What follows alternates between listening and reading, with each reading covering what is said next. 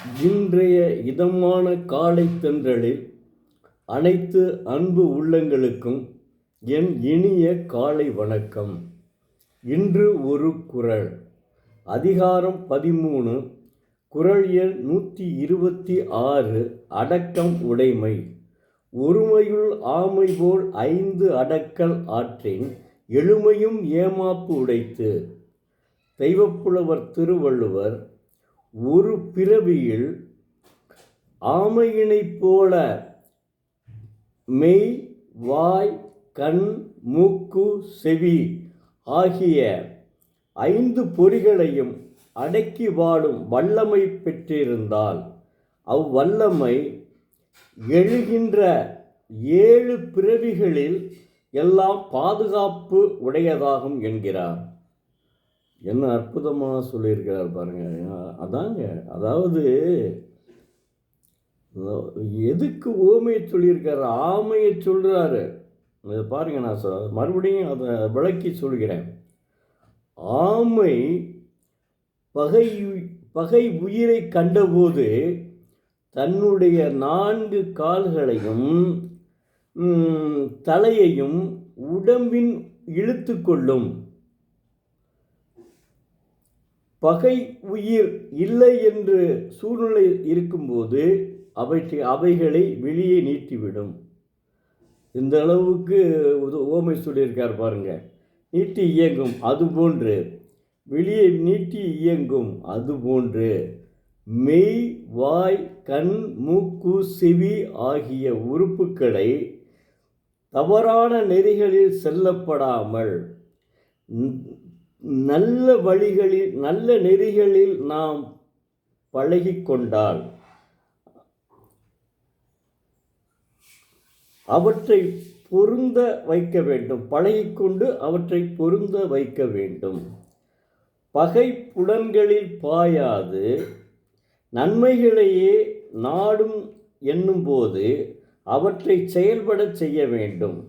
இவ்வாறு மனத்தின்மையால் 5 கருவிகளும் தீய நெறி செல்லாமல் மன நிறைவு, மன்னிப்பு, ஈகை, மெய் உணர்வு, நேர்நிறை உணர்வு, கற்பு போன்ற நன்னெறிகளில் ஈடுபடுத்தி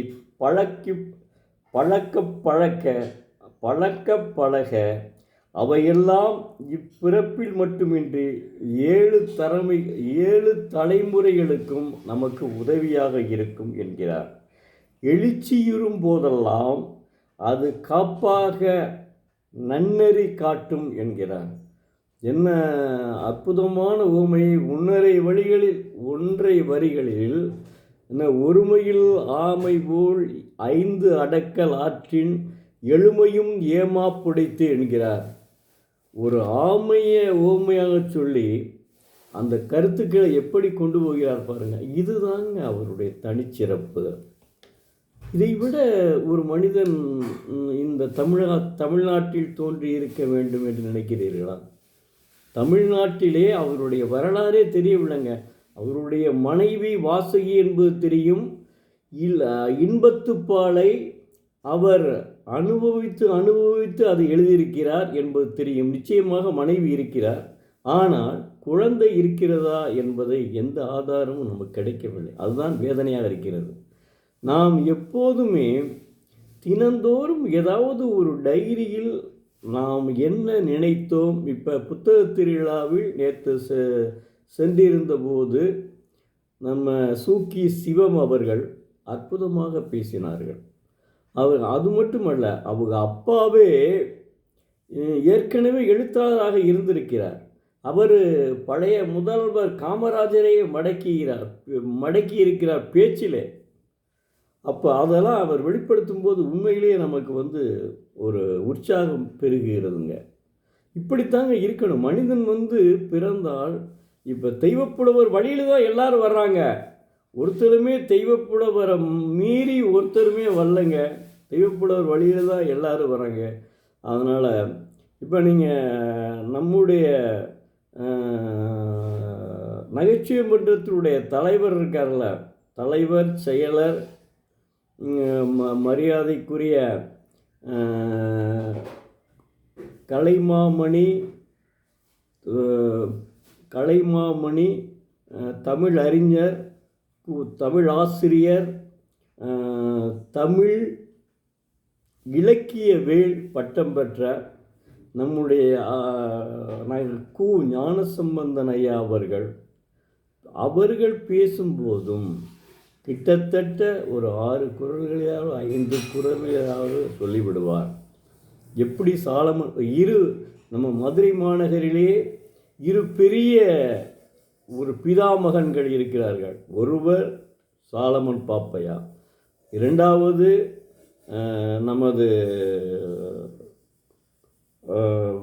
நமது பேராசிரியர், நமது நகைச்சுவை மன்றத்தினுடைய தலைவர் கு ஞானசம்பந்தன் ஐயா அவர்கள். இருவரும் அதுக்கடுத்து நம்முடைய அதாவது வங்கியிலே பணிபுரிந்த என்னை போல அவரும் பியூசியில் காமர்ஸ் படிச்சிருக்காரு. என்னை போல அந்த வரியில் இருந்து இந்த நெறிக்கு வந்திருக்கிறார் அவர். அதைத்தான் நம்ம பாராட்டணும். இந்த இப்படி மூவருமே திருக்குறளை பற்றி அற்புதமாக பேசுகிறார்கள். அதனால் நாம் திருக்குறளை கண்டிப்பாக படிக்க வேண்டும். மாணவ செல்வங்கள் கல்வி என்ற அதிகாரத்தையும் ஆள்வினை உடைமை என்ற அதிகாரத்தையும் தொடர்ந்து படியுங்கள். தொடர்ந்து அதை 10-20 முடிச்சுட்டு அப்புறம் மற்ற குறளுக்கு வாருங்கள். நீங்களே இளவயதிலேயே நல்லவர்களாக மாறிவிடுவீர்கள். இனி வருங்காலங்களில் பழைய 50 ஆண்டுகளுக்கு முன்பு நம்ம எப்படி இருந்தோமோ அது மாதிரி ஒரு தமிழனுடைய பண்பாட்டை நாம் காக்க வேண்டும். நன்றி, வணக்கம். நாளை மீண்டும் ஒரு குறளை பார்ப்போம்.